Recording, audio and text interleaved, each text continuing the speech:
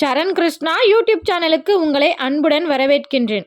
புது வருடத்திற்கு புது காலாண்டர் வாங்கி மாட்டும் போது இந்த ஒரு செயல் செய்தால் குலதெய்வம் மகிழ்ச்சியடையும், குலதெய்வத்தின் அருளும் நமக்கு கிடைக்கும். அது என்ன செயல், எப்படி செய்யணும் அப்படிங்கிறத பற்றி தான் இந்த வீடியோவில் தெளிவாக நம்ம பார்க்க போகிறோம். நம்ம சேனலில் உள்ள வீடியோவை ஃபஸ்ட் டைம் நீங்கள் பார்க்குறீங்க அப்படின்னா மறக்காமல் நம்ம சேனலை சப்ஸ்கிரைப் பண்ணி வச்சுக்கோங்க. நம்ம சேனலில் தொடர்ந்து குலதெய்வ பதிவுகள், ஆன்மீக தகவல்கள் வந்து கொண்டே இருக்கும். வாங்க வீடியோக்குள்ளே போகலாம். புது வருஷம் பிறந்தாலே எல்லாருமே புது காலாண்டர் வாங்கி மாட்டுவது எல்லார் வீட்லேயுமே ஒரு மரபாகவே இருக்கும். எல்லாருமே அந்த வருஷத்தில் உள்ள நல்லது கெட்டது எல்லாத்தையுமே பார்க்குறதுக்கு காலாண்டர் உபயோகமாக இருக்கும். அதுலேயும் குறிப்பாக சுவாமி படம் போட்ட காலாண்டர் எல்லோரும் விரும்பி மாட்டுவாங்க. அதுலேயும் எனக்கு இந்த சாமி வந்தால் தான் எனக்கு அந்த வருஷம் ஃபுல்லாகவே நல்லாயிருக்கும் அப்படின்னு சொல்லி அந்த குறிப்பிட்ட சுவாமியை வாங்கி மாட்டுவது எல்லாருக்குமே ரொம்ப பிடிச்ச ஒரு செயலாகவே இருக்கும். அப்படி மாட்டும்போது அந்த காலாண்டர் கிழக்கு முகம் பார்த்து இருப்பது ரொம்ப சிறப்பு, வடக்கு பார்த்து இருப்பதும் சிறப்பு. தெற்கு பார்த்தவாறு மட்டும் காலாண்டர் மாட்டுவதை தவிர்த்து கொள்ளவும். தெற்கு அப்படிங்கிறது யமலோகத்தை குறிக்கும். அந்த இடத்துல சுவாமி படம் மாட்டுவது, காலாண்டர் மாற்றுவதை தவிர்த்து கொள்ளுங்கள். அது உங்களுக்கு ரொம்பவே நல்ல பலன்களை கொடுக்கும். இப்போ பழைய சுவாமி காலாண்டரை என்ன செய்வது? அந்த பழைய சுவாமி காலாண்டரை அப்படியே தூக்கி போடுவது, அதை ஒரு பொருளாக நினைக்கிறது. அந்த காலாண்டர் மாட்டி இருந்த வரைக்கும் அதை ஒரு தெய்வமாக நினச்சி வணங்கும். அதை அந்த வருஷம் முடிஞ்சதுக்கப்புறம் அதை ஒரு பொருளாக நினச்சி கீழே மேலே போடுறது, இதெல்லாம் ரொம்பவே தவறான செயல். குப்பையில் போடுவது ரொம்ப ரொம்ப தவறு. அந்த தவறை மட்டும் தயவு செய்து செய்யாதீங்க. அந்த பழைய காலாண்டரை ஏதாவது உங்கள் பக்கத்தில் ஏதாவது கோவில் இருந்துச்சு அப்படின்னா அந்த கோவிலில் வச்சுருங்க. இப்போ விநாயகர் காலாண்டர் நீங்கள் வாங்குறீங்க அப்படின்னா உங்கள் வீட்டுக்குள்ளே வந்த உடனே அந்த விநாயகரை பார்ப்பது போல் இருப்பது ரொம்ப சிறப்பு. வீட்டு வாசலுக்கு நேர் எதிரே ஒரு கற்பக விநாயகர் இல்லை விநாயகர் படம் வச்சுருக்கிறது ரொம்ப சிறப்பு. இந்த இடத்துல விநாயகர் காலாண்டர் நீங்கள் தாராளமாக மாட்டலாம். அதே போல் நீங்கள் வீட்டிலேருந்து போகும்போது லக்ஷ்மி தாயாரை பார்ப்பது ரொம்ப நல்லது. அதனால் உங்கள் வீட்டிலேருந்து நீங்கள் வெளில போகும்போது நீங்கள் பார்க்குற இடத்துல லக்ஷ்மி குபேரர், லக்ஷ்மி பெருமாள் இந்த மாதிரி படங்களை நீங்கள் வைக்கலாம். அதேபோல் சாமி படம் வைத்து காலாண்டர் நீங்கள் வாங்கி மாட்டியிருக்கீங்க. அதற்கு சுவாமி அறையில் எப்படி நீங்கள் தூப ஆராதனை காமிக்கிறீங்களோ, சாம்பிராணி காமிக்கிறது, பத்தி காமிக்கிறதுலாம் செய்கிறீங்க அப்படின்னா அந்த காலாண்டரில் இந்த ஒரு வேலையை செஞ்சு பாருங்கள். அந்த காலாண்டரில் ஒரு ஓரமாக ஒரு வெள்ளை சார்ட்டில் உங்களோட வியாபார ஸ்தலங்களோட பெயரோ இல்லை எனது குடும்பம் சிறப்பாக இருக்க வேண்டும் அப்படிங்கிற ஒரு இதை எழுதி ஒட்டிடுங்க. ஒட்டி அதற்கு தினமும் ஊதுபத்தி நீங்கள் காமிக்கும்போது உங்கள் வாழ்க்கையில் ஒரு நல்லதொரு மாற்றம் நிகழ்வதை உங்களுக்கு கண் கூட நீங்கள் பார்க்கலாம். இந்த வருஷத்துலேருந்து அதை கட்டாயம் செஞ்சு பாருங்கள்.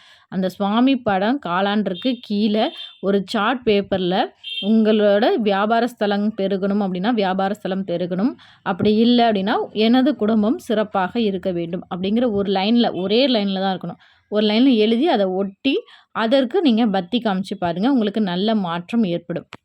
குலதெய்வ படமே எங்கள்கிட்ட இல்லை, குலதெய்வ படம் நிறையா நாங்கள் வச்சுருக்கோம் அப்படிங்கிறவங்களும் இந்த காலாண்டில் இந்த ஒரு வேலை செய்தாலே போதும். கட்டாயம் குலதெய்வம் மகிழ்ச்சி அடையும், குலதெய்வத்தின் அருளும் நமக்கு கிடைக்கும். அது என்ன வேலை அப்படின்னா, நிறைய காலாண்டு நீங்கள் இருக்குது, காலாண்டு அட்டை இருக்குது, சுவாமி காலாண்டர் தூக்கி போட மனசு இல்லை அப்படிங்கிறவங்க உங்கள் குலதெய்வ படம் நீங்கள் ஏற்கனவே வச்சுருந்தீங்கன்னா அதை லேமினேஷன் பண்ணி அது மேலே ஒட்டி நீங்கள் தினமும் வெளியே போகும்போது அந்த படத்தை நீங்கள் பார்க்கலாம். தினமும் வெளியே போகும்போது நம்ம குலதெய்வத்தை வணங்கி விட்டு செல்லுவதும் குலதெய்வத்தை பார்த்து செல்வதும் ரொம்பவே நல்ல பலன்களை நமக்கு ஏற்படுத்தும். நமக்கு வர ஆபத்தையும் குலதெய்வம் தடுக்கும்.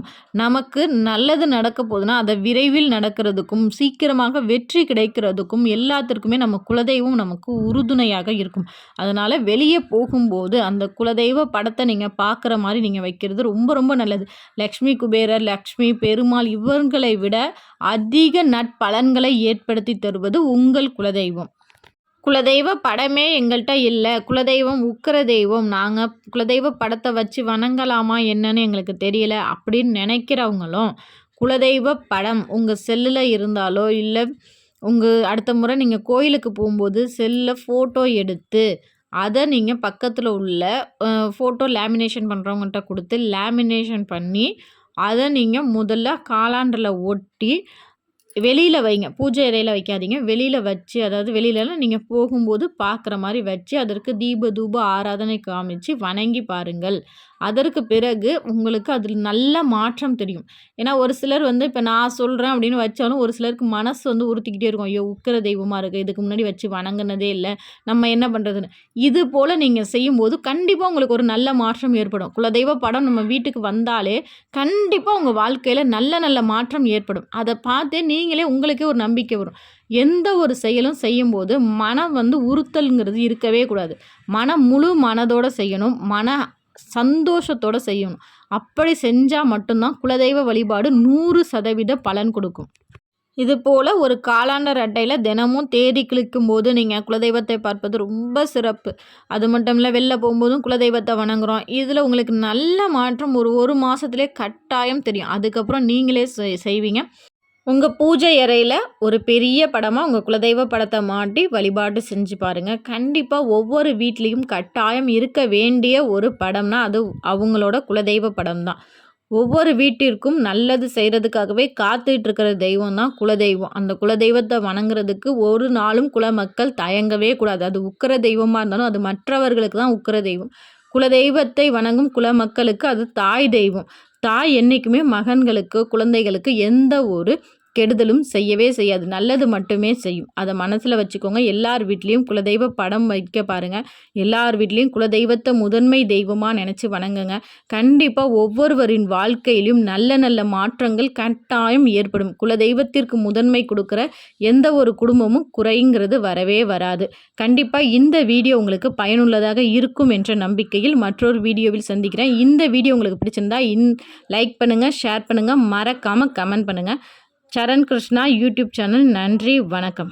வேண்டியதெல்லாம் வரமாய் அமைய குலதெய்வம் துணை வேண்டும். குலதெய்வம்